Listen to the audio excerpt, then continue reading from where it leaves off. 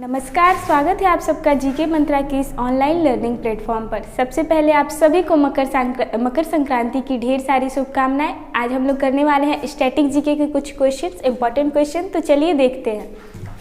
तो हमारा पहला क्वेश्चन है,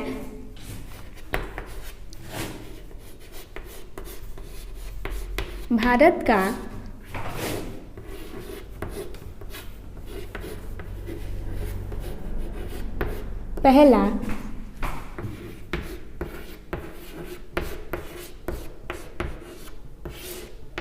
पहला नेशनल पार्क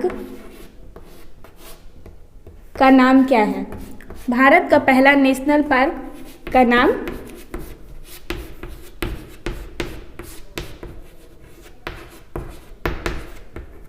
भारत का पहला नेशनल पार्क का नाम क्या है? तो भारत का पहला नेशनल पार्क यह है जिम कॉर्बेट। जिम कॉर्बेट, इसे 1935 ईस्वी में बनाया गया था। जिम कॉर्बेट, ठीक है। भारत का पहला नेशनल पार्क का नाम क्या है? तो जिम कॉर्बेट, 1935 ईस्वी में। अभी इसका वर्तमान में नाम है रामगंगा नेशनल पार्क।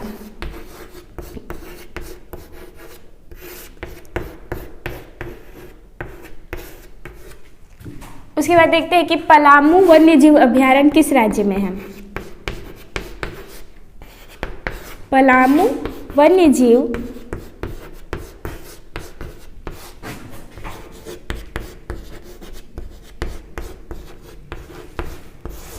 वन्यजीव अभयारण्य किस राज्य में है?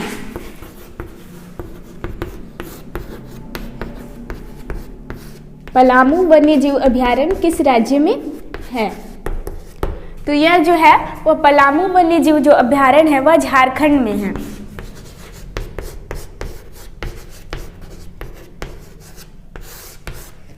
और भारत का पहला नेशनल पार्क कौन है? तो जिम कॉर्बेट, इसे 1935 ईस्वी में बनाया गया था। उसके बाद पलामू वन्यजीव अभयारण्य किस राज्य में है? तो पलामू वन्यजीव जो अभयारण्य है वह झारखंड में है। चलिए दोस्तों, इसके बाद देखते हैं हमारा अगला प्रश्न। तो हमारा है कि आर्टिकल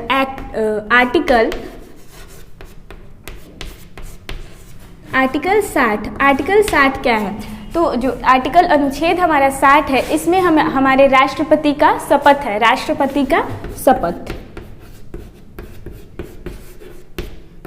राष्ट्रपति का शपथ।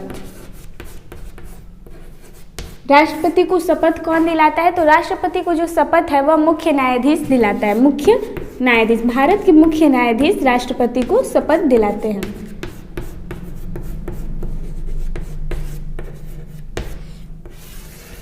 उसके बाद आर्टिकल 61। तो आर्टिकल 61 जो है वो है राष्ट्रपति पर महाभियोग। राष्ट्रपति पर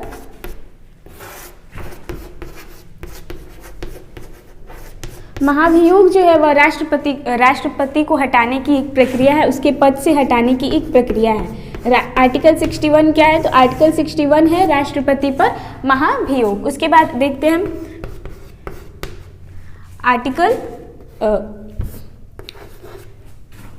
80।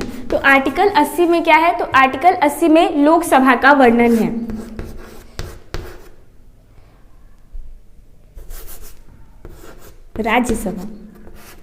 राज्यसभा का वर्णन है।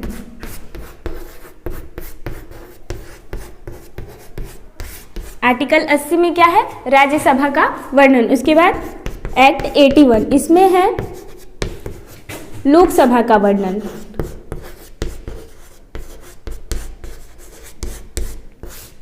लोकसभा का वर्णन। उसके बाद देखते हैं कि आर्टिकल 108 किससे संबंधित है? तो आर्टिकल 108, आर्टिकल 108। तो आर्टिकल 108 जो है इसमें संयुक्त अधिवेशन, राष्ट्रपति जो है वह लोकसभा तथा राज्यसभा के सदस्यों के साथ संयुक्त अधिवेशन करते हैं, जिसकी अध्यक्षता लोकसभा के अध्यक्ष करते हैं। उसके बाद देखते हैं आर्टिकल 110। आर्टिकल 110 क्या है? आर्टिकल 110, आर्टिकल 110 है धन विधेयक।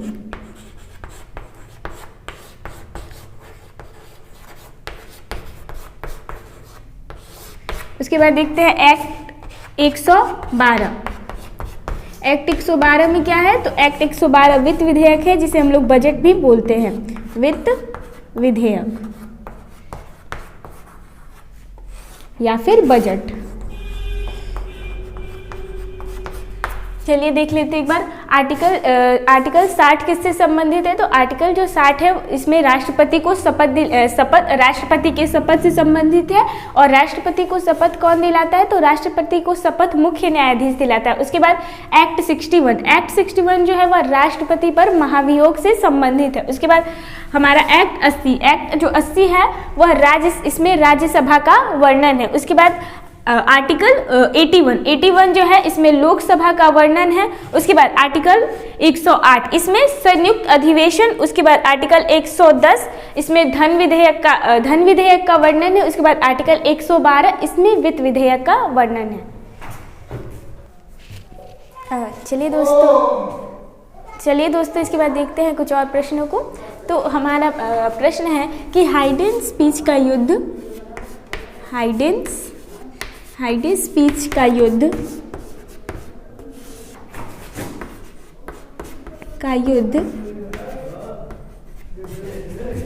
कब हुआ था?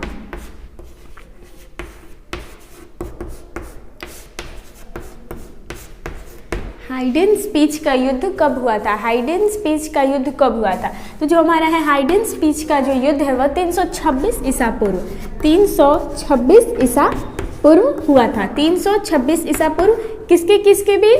तो हाइडेंस स्पीच का जो युद्ध है सिकंदर और पोरस के बीच हुआ था। किसके बीच? सिकंदर और पोरस, महान सिकंदर और पोरस के बीच। सिकंदर और पोरस के बीच किस नदी के किनारे? तो यह वितस्ता को हम लोग झेलम का प्राचीन नाम वितस्ता भी, और यह भी कई बार एग्जाम में पूछा जाता है कि झेलम का प्राचीन नाम क्या है? तो झेलम नदी के तट पर वितस्ता या झेलम नदी के तट पर यह हुआ था। झेलम नदी के तट पर। उसके बाद देखते हैं कि कलिंग की लड़ाई कब हुई थी? कलिंग की लड़ाई कब हुई थी? कलिंग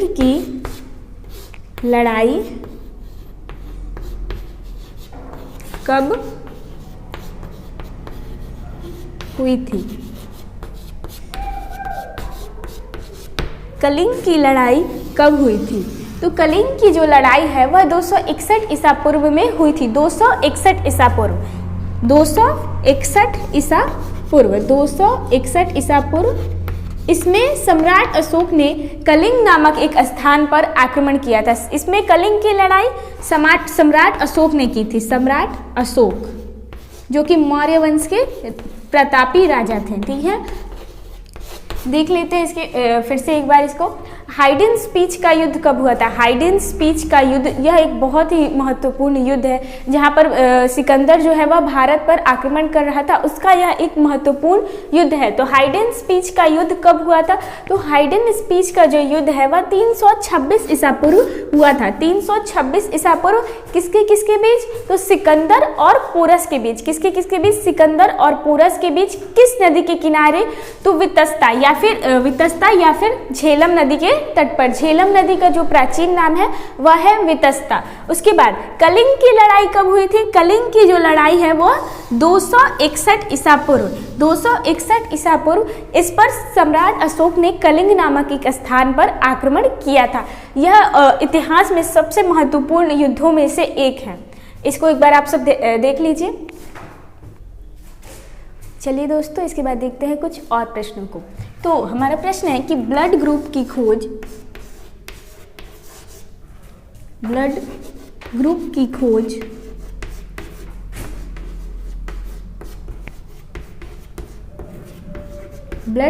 खोज किसने और कब की?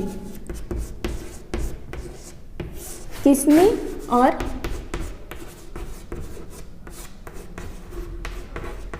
कब की? तो जो ब्लड ग्रुप की खोज है, ब्लड ग्रुप की खोज किसने और कब की? तो ब्लड ग्रुप की जो खोज है वह 1900 ईस्वी में लैंड स्टीनर ने की थी। 1900 ईस्वी में लैंड स्टीनर, ये हमारे एग्जाम में कई बार पूछा भी गया क्वेश्चन है कि हमारे ब्लड ग्रुप की खोज किसने और कब की? तो 1900 ईस्वी में लैंड स्टीनर ने की थी। किसने की थी? तो 1900 ईस्वी में लैंड स्टीनर, 1900 ईस्वी में लैंड स्टीनर ने की थी, लैंड स्टीनर ने की थी। इसके बाद एक और प्रश्न पूछा जाता है कि सर्वदाता रक्त समूह कौन सा है? सर्वदाता रक्त समूह कौन सा है? सर्वदाता रक्त समूह, यानी कि यह जो रक्त समूह है आप सब जानते हैं, जैसा कि जिस ब्लड ग्रुप का जिसका खून रहता है, ब्लड रहता है, उसी ब्लड ग्रुप का उसको दिया जाता है। लेकिन सर्वदाता रक्त समूह किसे कहा जाता है? जो सबको अपना ब्लड दे सकता है, जिससे सबके मैच कर जाती है। ठीक है, तो सर्वदाता रक्त समूह यानी कि universal donor, universal donor. Universal donor किस ब्लड ग्रुप को कहते हैं? तो यूनिवर्सल डोनर यानी कि सर्वदाता रक्त समूह, सर्वदाता रक्त समूह हम लोग सर्वदाता रक्त समूह ब्लड ग्रुप ओ को कहते हैं। उसके बाद एक और यहाँ पर क्वेश्चन होता है कि सर्वग्रहता, यानी कि यह सबका ले सकता है। ठीक है, कोई भी हो, ए भी हो तो ले सकता है, बी भी हो तो ले सकता है, ओ भी हो तो ले सकता है। तो सर्वग्रहता रक्त समूह, सर्वग्रहता रक्त समूह यानी कि यूनिवर्सल एक्सेप्टर,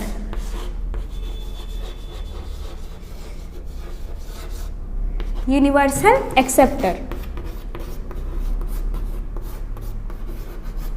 किस ब्लड ग्रुप को कहते हैं? तो यूनिवर्सल एक्सेप्टर जो है वह ए बी रक्त समूह को कहते हैं, ए बी रक्त समूह को कहते हैं। ओ जो हमारा रक्त समूह, यह रेयरेस्ट ब्लड ग्रुप है, यानी कि ज़्यादा लोगों में यह ब्लड ग्रुप नहीं पाया जाता है। एक बार फिर से इसको देख लेते हैं। ब्लड ग्रुप की खोज किसने और कब की? तो ब्लड ग्रुप की जो खोज है वह लैंड स्टीनर ने 1900 ईस्वी में की थी। कब की थी? लैंड स्टीनर ने 1900 ईस्वी में की थी। उसके बाद आता है कि सर्वदाता रक्त समूह किसे कहते हैं? यूनिवर्सल डोनर, यानी कि वह रक्त समूह सभी रक्त समूह वाले व्यक्ति को दिया जा सकता है। तो सर्वदाता रक्त समूह ब्लड ग्रुप ओ को कहते हैं, ब्लड ग्रुप ओ को, यह रेयरेस्ट ब्लड भी है। उसके बाद सर्वग्रहता रक्त समूह, यानी कि वह सबका ले सकता है, तो इसे यह है हमारा ब्लड ग्रुप ए बी। चलिए दोस्तों, इसके बाद कुछ और प्रश्नों को हम लोग देखते हैं। ठीक है, अभी तक मैंने पीछे जितने भी आपको प्रश्न कराए, यह बहुत हमारे एग्जाम में चलते फिरते क्वेश्चन है जो अक्सर पूछे ही जाते हैं। ठीक है, तो अभी देखते हैं कि विश्व युवा दिवस, विश्व युवा दिवस जो हमारे ये दिवस होते हैं वह एग्ज़ाम में, सभी एग्ज़ामों में एक एक पूछे जाते हैं। तो धीरे धीरे करके मैं आपको सारे करा दूंगी, तो इसको देखते जाइए। ठीक है, विश्व युवा दिवस, विश्व युवा दिवस कब मनाया जाता है? तो विश्व युवा दिवस जो है वह 12 जनवरी को मनाया जाता है। कब मनाया जाता है?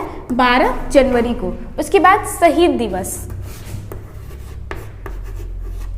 शहीद दिवस, शहीद दिवस कब मनाया जाता है? तो शहीद दिवस मनाया जाता है 30 जनवरी को। इसी दिन हमारे महात्मा गांधी की मृत्यु भी हुई थी, उन्हीं की याद में हम लोग शहीद दिवस मनाते हैं। तो 30 जनवरी को मनाया जाता है शहीद दिवस। उसके बाद देखते हैं भारतीय प्रवासी दिवस, प्रवासी दिवस, भारतीय प्रवासी, प्रवासी का मतलब होता है किसी दूसरे जगह से आना, किसी दूसरे जगह से जो बस जाते हैं वही होते हैं प्रवासी। भारतीय प्रवासी दिवस कब मनाया जाता है?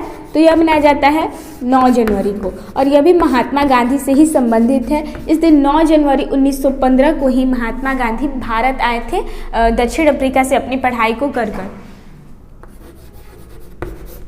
तो 9 जनवरी को हम लोग मनाते हैं भारतीय प्रवासी दिवस। क्या मनाते हैं? भारतीय प्रवासी दिवस। उसके बाद देखते हैं विश्व खाद्य दिवस, विश्व खाद्य दिवस कब मनाते हैं?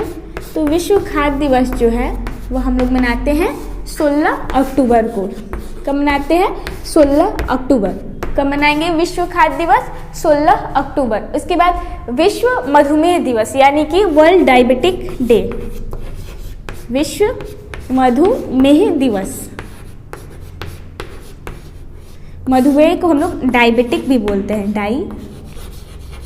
डायबिटिक। विश्व मधुमेह दिवस, विश्व मधुमेह दिवस कब मनाया जाता है? तो विश्व मधुमेह दिवस जो है वह मनाया जाता है 14 नवंबर को। 14 नवंबर को हमारे देश में बाल दिवस भी मनाया जाता है। तो और विश्व मधुमेह दिवस, विश्व मधुमेह दिवस कब मनाया जाता है? 14 नवंबर को। एक बार फिर से इसका रिकैप करते हैं। विश्व युवा दिवस, विश्व युवा दिवस कब मनाया जाता है? तो विश्व युवा दिवस जो है वह 12 जनवरी। उसके बाद होता है शहीद दिवस। शहीद दिवस जो है वह महात्मा गांधी की का पुण्यतिथि है, उन्हीं की याद में हम लोग शहीद दिवस भी मनाते हैं। तो शहीद दिवस कब मनाया जाता है? 30 जनवरी। उसके बाद आता है भारतीय प्रवासी दिवस, भारतीय प्रवासी दिवस 9 जनवरी। उसके बाद विश्व खाद्य दिवस 16 अक्टूबर। उसके बाद विश्व मधुमेह दिवस 14 नवंबर। चलिए दोस्तों, आज के लिए बस इतना ही रहने देते हैं। बहुत बहुत धन्यवाद आप सबका मेरे साथ जुड़ने के लिए। Please like share and subscribe to this channel. Thanks for watching.